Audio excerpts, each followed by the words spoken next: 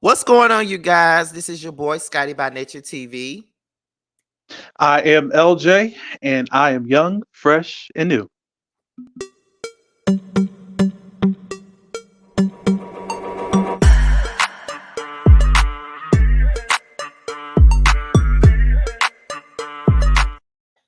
Okay, so we're here, and I'm about to say the same thing again. I was about to introduce myself all over again. But anyway, we're here for another episode, a young, fresh, and new, and I have LJ here with me today. He's one of my favorite Twitter followers. Okay, like I just told him before we came up here, he gets the people together on Twitter. He was getting them together earlier before we started this, but I ain't want to say nothing. But we here. Yeah, So, yeah. so the first question that I have for you is, tell the people about your channel. Like, what do you do on your channel? What's your content like on your channel? Okay, so my content is labeled as LTV Productions. I do a lot with unscripted shows. I review those, all the reality shows, scripted shows like uh, Power. That's on right now. Power Ghost, even Tyler Perry's stuff that some of his shows that he has going on right now. I also have a music section that I'm really branching out into, um, which I highlight different artists, and Hmm. also I'm launching something pretty soon, which maybe I'll get into it later if you want me to. Hmm. But that's part of what I want to do. I have entertainment as far as scripted TV, reality TV, music, and also highlighting different filmmakers and actors, which is under what I have is called New Hollywood. Hmm. Okay. So, I asked this question to everybody that's done this so far. Um, who were you watching on YouTube before you started doing your own channel, and who inspired you to start your own platform? I was watching Alexander Rogers. Oh God. Um, um, years ago, I was watching Tasha K and Storm Monroe. I was watching Layla, Layla Lynn. Yeah. Ashley, I don't know what her name is on YouTube, but I just know her as Ashley. Mhm. There was another channel, Random TV Reviews. It Yeah. was this couple. I love them. Um, so many others. I was watching like Nikki Starr. Oh, I love her. Um, I did catch you before I started watching or started doing what I was doing. Mhm. Um, I think I caught Rodney the Voice and also Erica De Niro beforehand. And who inspired me? I think really all of you all in your own way because I loved what you guys were doing. Um, I knew I had a voice and I knew that there were some things I wanted to let out into the world, and you all did inspire me. Oh, and It's Rocks. That's also another person. Oh, listen, you like when you say the name Bundy Blue and Ashley, of course, Rocks comes in right after it. You got to you can't say Yeah, one thing without the other two. You can't. yeah, Um, yeah. okay, so as a so how long have you been doing this, first of all? 3 years this month. Okay. So to me, when you're doing it for that amount of time, I think anything under 5 years, I still think that's up and coming because that's how I feel. Mhm. So as an up and coming YouTuber, you've been doing it for 3 years. I know that when we start on YouTube, there can be a bit of challenges as a new YouTuber. So, what would you say are some of your biggest challenges or obstacles you faced as a new YouTuber on the rise? My first challenge was myself. Okay. First, believing in myself and really pushing myself forward. Mhm. Um, Also, just figuring everything out. I just I just press buttons and try to figure what I can do, and really learn what I need to do in this sector. And I think I, another obstacle would be. probably some people that I thought were in my corner a little bit, or we were all helping each other out, Mhm. and then all of a sudden they disappear, or all of a sudden they get a little bit, I guess, higher than me, if you want to say that, Mhm. and then they just kind of leave me in a way, you know. But I think that those were kind of some of the obstacles I've had. But I think trying to figure out also, okay, when to put out a video, Mhm. especially if I'm doing reviews on different shows. Right. So um, I've learned, at least for me, that I got to get it out as soon as possible, either within 24 hours, 48 hours max, because people don't know me, and others. And you're really used to other people, like they are used to you, Scotty. And that's just like you turning on the your local news. Mhm. You're probably just going to turn on channel 25 more than likely, Yeah. instead of going to channel 20, 31 or 19. Right. You know. Oh, okay. So with that, because although I'm asking you questions, I still am able to produce a little bit of advice or counsel because I have been doing this for a long time. And this is the whole point of Young Fresh and New, is to not only put you in front of some eyes that may not have seen you before, but to also give you a little bit of inspiration or a little bit of advice. So when it comes down to the scheduling aspect, because I think I just talked about this on the last one that I just did with Bill Perspective. um Scheduling is a big thing with doing YouTube, especially when you're just starting, and consistency is key. You can't expect to grow without consistency. And you're right, putting out videos in the 24 to 48 hour period is a must, especially when you just started, because it's like there's a lot of people reviewing. When I first started, it wasn't so many people as it is today. Today is so many damn people that's reviewing the show. So it's kind of like, if you don't put it out in a good period of time, you don't want to, fall to the wayside and stuff like that. Like, because that's what will happen. Like, if you're not consistent enough, like, you got to put it out as quickly as you can while it's fresh on people's minds. Because if you looking at the Housewives of Potomac on a Sunday and you trying to put that review out on Wednesday or Thursday, they ain't gonna give a damn about it by then. You know what I'm Right. saying? So that's Mhm. the gist of that. So yeah, and on top of that, like another thing too, like people do DM me sometimes asking me questions, and sometimes they'll be like, "Well, Scotty, how are you able to put out content every single day of the week and you have a full-time job at that too?" I'm like, well, it's not that damn simple.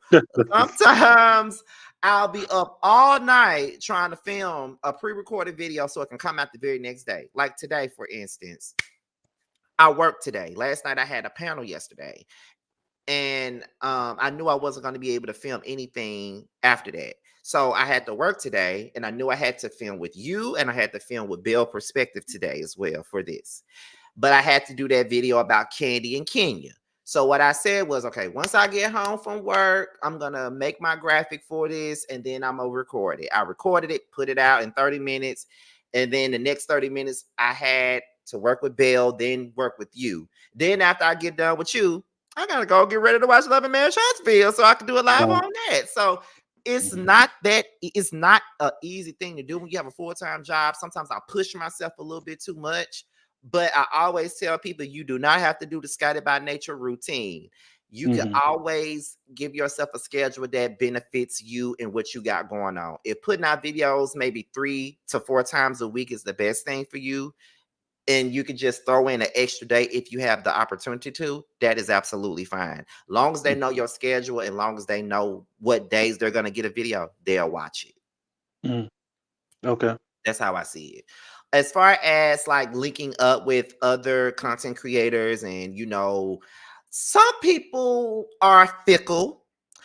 Some people can y'all could start out together, and then the next thing you know, you're no longer associated with that person again sometimes. And I went through that shit before. Don't get me wrong. I have, like, at the beginning, I've done it and been in, close proximity with certain people. And then, once they surpassed me, they no longer had any use for me anymore. And sometimes that could be a little bit hurtful, and sometimes it make you side eye everybody that you come across. But at the Hmm. same time, I don't my advice to you is to not look at everybody like that, because all YouTubers are not shisty and all YouTubers aren't shady like that. Hmm. Take it from me. I have a whole community of YouTubers that I'm very close to, as you can see. There's Giving You the Real Tea. We've been friends nonstop for 5 years. We work together on everything. So Josiah's World TV, that's another one. Jamie That's Me is another person that I'm very close to. Um, Ashley Miller and Bundy and Rocks. I've known them since I started. We started around the same time. We've had a great relationship ever since. So it's like there, and those are just a few people to name. But sometimes you can be cool with people on here, and you think that you guys are working with each other and helping each other out, but it don't really be like that. Sometimes people would do it up until they get what they need, and then they go about their Hmm. business, and that happens sometimes. But that sometimes is the part of what this is, and you can't really take it too personal, because I mean, I know that there was someone that I worked with before they became big, and they don't want to work with me now. But it's okay. Hmm. I mean, I don't take it personal. I have in past, because I'm Right. like, but damn, bitch, like I was working with you when you was like yay high, and now you grown, Right. and now you don't want to with me no more. But it's okay. It's like Hmm. that sometimes. It's Hmm. you know. Um, when you first started doing this, what was your expectations? Like, were you afraid to do it when you first started, or like, what was your expectations? And if you were afraid, why? Oh yeah, I was very afraid. I could remember when I would upload and then press send. In my mind, I'm saying, "Why did you do that? Like, you need to really take this down." Like for real, because I've had at least some type of insecurities just Hmm. to really know what I really appear to people on camera and Yeah. what they would think of me and all that. But that voice in my head, since I started in June of 2021, I think it was, uh, probably like October later that year, I kept hearing the voice. Don't do it. Don't do it. Don't send out this video. I kept doing it. And then there would be times where I would give myself an excuse to say, "Oh, you can quit now." Like, let's say, like you're trying to export a video or something like that, and then you know that you're getting out of that time frame of that 24-hour, 48-hour window. I said, you might as well just give up on this. This ain't you. But then I end up just getting myself in gear and just putting out what I need to put out. Um, those were that's kind of how I have been. I think other times where I notice my mood will change if, let's say, I'm reviewing a particular show. Hmm. I will drag along when I said, well, I'm not really getting that much viewership. So why am I, quote unquote, wasting my time? Hmm. But then I still got to remember that I love doing this and I actually love the show that I'm actually watching. And somebody gonna see it eventually. And I've also learned from me when I'm watching some of just looking at my analytics, it's like after the show goes off or the season is over with, all of a sudden I get all these big numbers of people viewing of whatever I've done. Like, oh, okay. Where were you at when I was actually recording this stuff and putting it out? But I think people have their favorites and they're going to go to them first, Hmm. and then they'll tune into you later on. At least that's what's in my mind. Well, my answer to that is, like, I hear what you say when you're like, you'll be doing stuff, and when the viewership is not that great, you'll feel like, well, why am I wasting my time? I had that same thought process before as well. And just recently I felt like this. I want to do some content that I want to do versus doing what everybody else want me to do. And I know that when I first started this channel, it was all about reality TV. I mean, when I first started doing this channel, I was reviewing season 2 of Basketball Wives. That's a long damn time ago. Mm. Season 2 of Basketball Wives, Brandy and Mhm. Ray J, What Chili Wants. Don't nobody know about them shows, but I was reviewing them back then. Yeah. And as I got older and stuff, and the pandemic happened, I had no other choice but to try to dive into something else because the reality TV circuit was kind of shut down due to COVID. So I Mm. got into the gossip thing because sometimes talking about the stuff that goes on and gossiping on a blog can be draining. And I don't care about half those things that I'm talking about. But I know that my Mhm. people want me to talk about it, so I do it. But now I'm at a point to where I love music. Why Mm. can't I do something about music? Like I know, and then I would kind of keep myself from doing it because I say, well, ain't nobody gonna watch it. But there are people that's going to watch it, whether the views are low or not. There's some people that's gonna watch it. Because if we're gonna be honest here, this is my second time doing this particular segment, Young, Fresh, and New. Mhm. And this wasn't the viewership for this wasn't that high either, but I did not care about that because that wasn't the purpose. The purpose was for me to do something for YouTubers that are on the come up that probably haven't been seen yet. So I didn't care what the viewership looked like. Long as somebody seen them and went and subscribed to check them out, that's all that I cared about. Mhm. So sometimes you got to do stuff just because you want to do it and not due to numbers. That is one of the things that I've been telling people since I started this new season of Young Fresh and New is that don't worry about numbers too much, because when you worry about numbers too much, you're gonna run yourself crazy worrying about numbers. The numbers will come as long as you continue to do what you do. And it's just like you said, sometimes when the season is over with, you start getting these big ass numbers, and you like, okay, so where were y'all at when I was talking about the shit? Right. It comes at the weirdest times sometimes. You feel what I'm saying? Mhm. Yeah. So I get what you mean with that. So when it comes to your channel, what for somebody that's looking at this right now and they're seeing you for the first time and you may have piked their interest to tune in to your channel, what exactly do you want people to take from it after they watch a video for the first time? What is the goal for that? Um, I would like them to know that I love the arts. I love whatever I'm viewing. I'm putting my whole self into it, and I want them to feel whatever I'm feeling. You could have a different opinion than mine. I want to know what it's about, so we can share, get in my comments, and we can dialogue, and we can talk about whatever about a show or whatever I'm talking about. Um, I want them to know that I am genuine in what I'm doing. Um, I think that's really what I think. Yeah, I think that's it. Well, I'm gonna end this off by saying this to you. When as you continue to grow, because I feel like you will, as you continue to grow and you continue to consistently do this thing, I want you to continue to be who you are. Never switch up, never change. Of course, growth is important in life, in not only life but anything you do. So of course show a little growth, but always remain yourself, because Hmm. even when you grow, people will know that that's still authentically you. Some people get on here and they don't be themselves. Sometimes people get on here and they pretend, they fake. That's not the person that they are. And sometimes people can tell when you're putting on. Yes, we're Hmm. here to put on a show, but not a show to where we're not being authentic. You know what I'm Right. saying? So Yeah. always be you.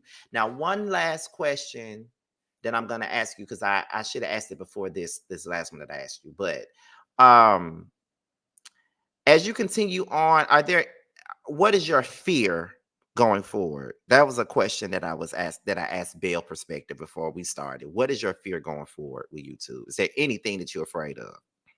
Mm. Mm.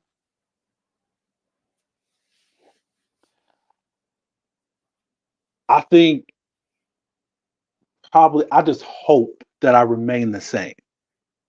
I Okay. know I know in different levels you can evolve or change or shape into something, but not that I don't lose my integrity as to who I am in anything that I do or however large I grow. And hopefully I don't take it too seriously that I'm ever swayed to just be something different than I'm supposed to be. That's what I think. You know? That's a good way to put it. That it just goes back to what I said. Don't lose yourself in this. Don't change who you are for this. Be you at Mhm. all times. Don't ever feel like you gotta do something just to get views. Don't feel like you gotta compromise yourself just to be. Don't do that. Don't do that at all. Just remain who you are and be confident in who you are and just continue to just do you. That's really what matters in this whole situation. But with that being said, I thank you for doing this with me. I appreciate you for doing this with me. I will leave your link at the bottom of the video so people can, go to your channel, look at it, subscribe to it and all those things. Is there anything else that you want to say before we end this? Yes, sir. I appreciate this opportunity that you are giving to me. I do look to you as an example, and I appreciate you, and I do am proud of you from where you are right now, and I celebrate you. I'll continue to celebrate you, and thank you again. No problem. Well, with that being said, this was another episode of Young, Fresh, and New, and we are signing out. Thank you guys for watching. Bye.